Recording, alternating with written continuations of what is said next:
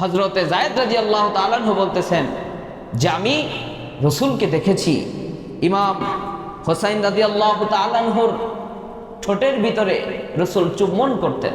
সুবহানাল্লাহ। আমি দেখেছি রাসূল ইমাম হাসান ইমাম হোসাইনকে নিয়ে খেলা করতেন। মসজিদে নববীর ভিতরে আমার রাসূলকে ঘোড়া বানাতেন, আর ইমাম হাসান হোসাইন সেই রাসূলের ঘোড়া হওয়ার দৃশ্যের উপরে ইমাম হাসান হোসাইন সেই ঘোড়া নিয়ে খেলা করতেন। বলুন সুবহানাল্লাহ। সেই ইমাম হোসাইনকে নির্মমভাবে শহীদ করা হলো। শুধু শহীদ করা হয় নাই, লাশের সাথে দেহের সাথে বেয়াদবি করা হয়েছে, মাথা মোবারকের সাথে বেয়াদবি করা হয়েছে। সেই এজিদের পক্ষ যারা নিবে মনে করতে হবে রে এজিদের দালাল। ঠিক কিনা বলেন? সমাজে আছে অনেক আলেম ওলামা, ইহুদিদের পয়সা আসে তাদের পকেটে, এজিদকে তারা নির্দোষ বানাতে চায়। মুসলমান শুনে রাখুন, এজিদ কখনোই নির্দোষ নয়। এটা হচ্ছে একটা লাফাঙ্গা দুষ্ট দুচরিত্রের একটা সন্ত্রাস। ঠিক কিনা বলেন?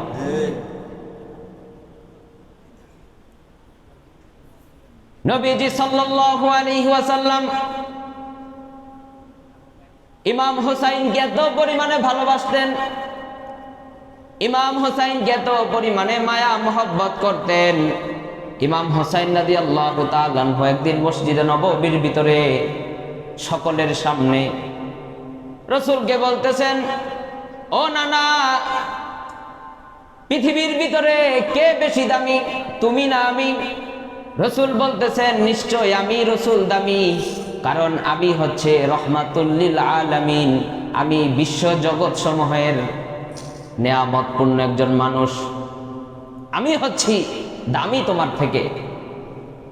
তো ইমাম হোসাইন বললেন, না না, তুমি দামি নয়, তোমার থেকে দামি বেশি আমি। সুবহানাল্লাহ। নবীজি বলতেছেন, কিভাবে তুমি দামি? ইমাম হোসাইন বলতেছেন, না না, তুমি দামি নয়, দামি হচ্ছি আমি, তোমার থেকে বেশি দামি হচ্ছি আমি। নবীজি বলতেছেন, কিভাবে? বলে, না না, তোমার বাপের নাম কি? আল্লাহু আকবার বলেন। তোমার বাবার নাম কি? আমার বাবার নাম আব্দুল্লাহ। কয় আগে পরে কিছু আছে? নবীজি বলতেছেন, না, আগেও কিছু নাই, পরেও কিছু নাই। কয় তোমার বাবাকে কয়জনে চিনে? কয় বেশি মানুষ চিনে না, অল্প কিছু মানুষ চিনে। কয় আমার বাবাকে জানো কি না? আমার বাবা হচ্ছে শেরে খোদা আলী, যার হুঙ্কারে কাফেরদের ঘুম হারাম হয়ে যেত, যার হুঙ্কারে কাফেরদের মসনদ তসনদ করে কাঁপতে থাকতো, তিনি হচ্ছে আমার বাবা। আল্লাহু আকবার।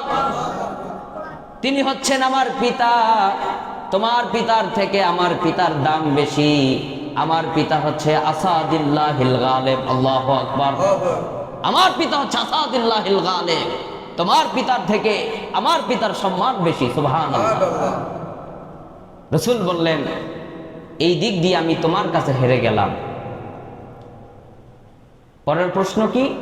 রাসূলকে জিজ্ঞেস করলেন, রাসূল, নানা, তোমার মায়ের নাম কি? আমার মায়ের নাম আমেনা। কয়জনে চিনে? কেউ চিনে না। আমার মাকে জানো? আমার মা হচ্ছে রাসূলের কন্যা।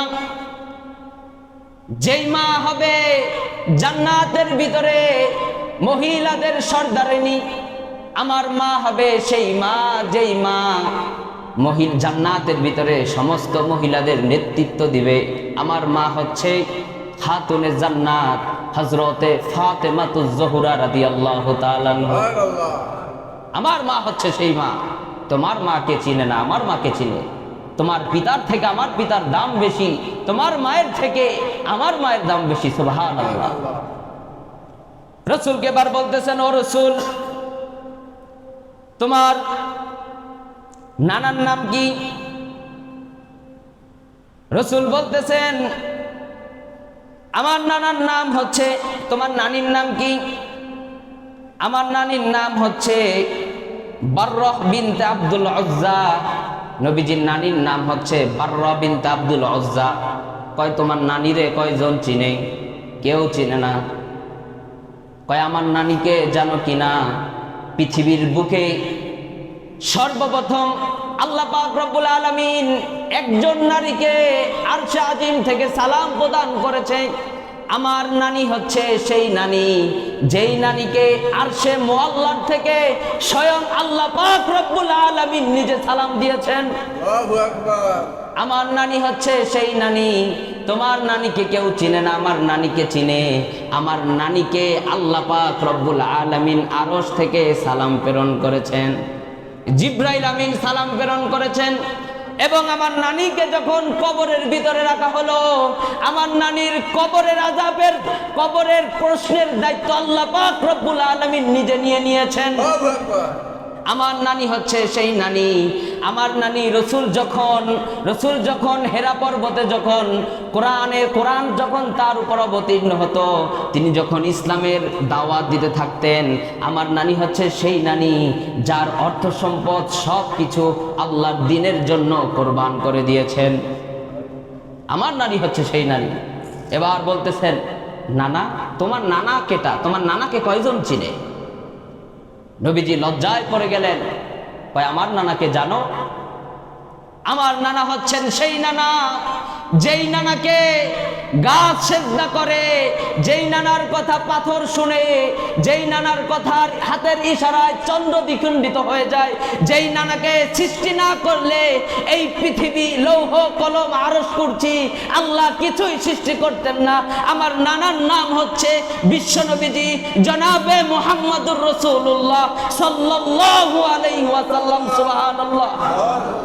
আমার নানা হচ্ছে সেই নানা। তোমার নানাকে কেউ চিনে না, আর আমার নানাকে সবাই চিনে। এই নানার উত্তরসূরি কিয়ামত পর্যন্ত থাকবে। আমার নানা হচ্ছে সেই নানা। রাসূল হোসাইনকে বুকের ভিতরে জড়ায় ধরলেন, আর সেই হোসাইনকে ইবনে জিয়াদ এজিদের বাহিনী রাসূলের কলিজার টুকরা ইমামকে শহীদ করলেন এবং তার উপরে নির্মম চরম পর্যায়ের বেয়াদবি করলেন। যারা ইয়েজিদকে মুসলমান মনে করবে তাদের ভিতরে সমস্যা আছে। কোন মানুষ সহি আকীদার মানুষ তারা কখনোই ইয়েজিদকে মুসলমান মনে করতে পারে না। রাসূল ইমাম হোসাইনকে এত পরিমাণে ভালোবাসতেন, সেই ইমাম হোসাইনকে তারা নির্মমভাবে শহীদ করেছে। বলুন নাউযুবিল্লাহ। এবার আসুন, ইমাম হোসাইন কেন ইরাকে গেলেন? এজিদের তিনি তার প্ল্যান প্রোগ্রাম ছিল, পৃথিবীর জমিন থেকে আমি রাসূলের খেলাফতকে শেষ করে দেব, রাসূলের খেলাফতকে আমি শেষ করে দেব। কিন্তু ইমাম হোসাইন, মুহাম্মাদের রক্ত তার ভিতরে টকবক করতেছে। ইমাম হোসাইন সেদিন সাহাবীদেরকে বলেছিলেন, দন্দন ভাঙ্গা ইসলাম উহুদের ভিতরে, উহুদের ময়দানে আমার নানার দন্দন ভাঙ্গা ইসলাম, তায়েফের ময়দানে রক্ত ঝরানো ইসলাম, হাজার হাজার সাহাবীদের জীবনের বিনিময়ে সেই রাসূলের সোনালী যুগের খেলাফতের ইসলাম আমি হোসাইনের গায়ে রক্ত থাকা পর্যন্ত আমি শেষ হতে দেব না। এজিদ অফার করেছিলেন, তুমি আমার কাছে নত হও। ৭২ জন মিয়া ৬,০০০ মানুষের সাথে যুদ্ধ করতে পারে? ফু দিলেই তো ৬,০০০ জন, ৭২ জন উড়ে যাবে। আর সেখানে নারী শিশু সব মিলিয়ে, বৃদ্ধ সব মিলিয়ে ৭২ জন। অস্ত্র ধরার মাত্র ২০ জন ২৩ জন মানুষ অস্ত্র ধরতে পারে। তাদের সাথে যুদ্ধ করা কি সম্ভব ৬,০০০ মানুষের সাথে? কিন্তু ইমাম হোসাইন রাদিয়াল্লাহু তাআলা আনহু সেদিন পিছপা হন নাই, নত স্বীকার করেন নাই। কারণ তার মাথা নত স্বীকার করার জন্য হয় নাই, তার মাথা উঁচু করার জন্য হয়েছে। তিনি জীবন দিতে শিখেছেন, তিনি জীবন দিয়ে প্রমাণ করে দিয়েছেন মুসলমান কখনো বাতিলের কাছে, গণতন্ত্র রাজতন্ত্রের কাছে মাথা নত করতে পারে না। আজকে যারা গণতন্ত্র দিয়ে ইসলাম কায়েম করতে চান, কখনোই সম্ভব হবে না। গণতান্ত্রিক মাধ্যমে, রাজতান্ত্রিক মাধ্যমে 1% জন্যও 1 মিনিটের জন্য সারা পৃথিবীতে কোথাও শান্তি কায়েম করতে পারবেন না, পারবেন না, পারবেন না। খেলাফত লাগবে। স্বৈরাচারী দূর করতে হবে। এজিদ ছিলেন স্বৈরাচার, তার থেকে স্বৈরাচারী শুরু হয়েছে, রাজতন্ত্র শুরু হয়েছে। স্বৈরাচার 2 দিন আগে হটিয়েছেন না, আবার প্রস্তুত থাকেন।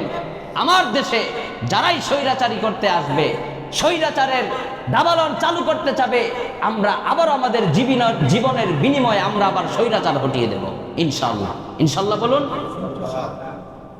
এদেশের মানুষকে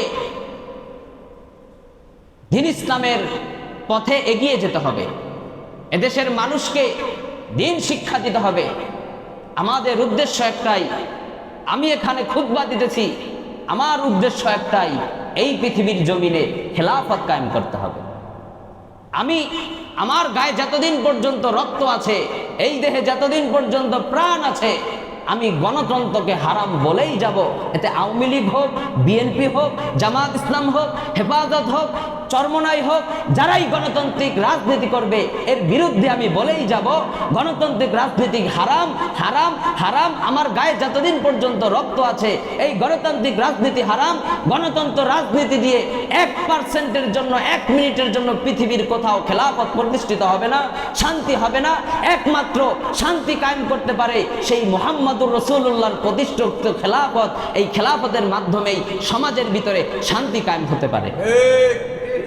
এই যে গণতন্ত্র মন্ত্র দিয়ে সন্ত্রাসী, মারামারি, চাঁদাবাজি, মা বোনদের ইজ্জতকে হানি করে দিতেছে, যতই নির্বাচন, যতই সিস্টেম পদ্ধতি বাই করেন না কেন, খেলাফত ছাড়া শান্তি কখনোই আসবে না। আল্লাহর কসম, আল্লাহর কসম, খেলাফত ছাড়া শান্তি কখনোই পৃথিবীতে আসবে না। যুবক ভাইরা তৈরি থাকো। এদেশে ইসলামকে, আল্লাহর দ্বীনকে প্রতিষ্ঠিত করার জন্য যদি আবারও আমাদের রক্তের প্রয়োজন হয়, আমরা সকলে রক্ত দিতে রাজি আছি ইনশাআল্লাহ। আমাদের জীবনকে উৎসাহিত করে দেব আমরা। জীবনের বিনিময় হলেও এদেশে ইসলাম প্রতিষ্ঠিত করতেই হবে। শাহজালাল ইয়ামিনীর ভূখণ্ডে ইসলামকে বাস্তবায়ন করতেই হবে। এই প্রত্যাশা নিয়ে আমাদের সকলকে আগাতে হবে। তাহলে আমাদের ভিতরে আল্লাহ পাক রব্বুল আলামিন সফলতা দান করবেন। খেলাফতের তামান্না নিয়ে যখন আপনি আগাবেন, আল্লাহ সফলতা দান করবেন। গণতন্ত্র, রাজতন্ত্র, এইগুলো নিয়ে যখন আপনি সামনে আগাবেন, আল্লাহ আপনাকে সফলতা দান করবেন। ইসলামিক ভাইরা যে দলগুলো আছেন, গণতান্ত্রিক মাধ্যমে আপনি শান্তি কায়েম করতে পারবেন না। আপনাকে আফগানিস্তানের মতন মাইর খাইতে হবে। মাইর খাওয়ার পরে সব তন্ত্রমন্ত্র, আমেরিকার তন্ত্রমন্ত্র আমেরিকায় পাঠিয়ে দিতে হবে। এদেশে ইসলাম কায়েমের উদ্দেশ্যে আপনাকে খেলাফত প্রতিষ্ঠিত করতে হবে। সম্মানিত সুধী, আমি যুবকদেরকে আহ্বান করব, খেলাফতের প্রতিষ্ঠিত হওয়ার জন্য যদি আমাদের কখনো যদি ডাক আসে, আমরা আমাদের জীবনকে উৎসাহিত করে দিয়ে আমরা এই জমিনে আল্লাহর রাসূলের প্রতিষ্ঠিত খেলাফত আমরা কায়েম করব ইনশাআল্লাহ। আল্লাহ পাক রব্বুল আলামিন আমি সহ আমাদের সকলকে যেন আমল করার তৌফিক দান করে। সকলে বলুন আমিন। আরো জোরে বলুন আমিন।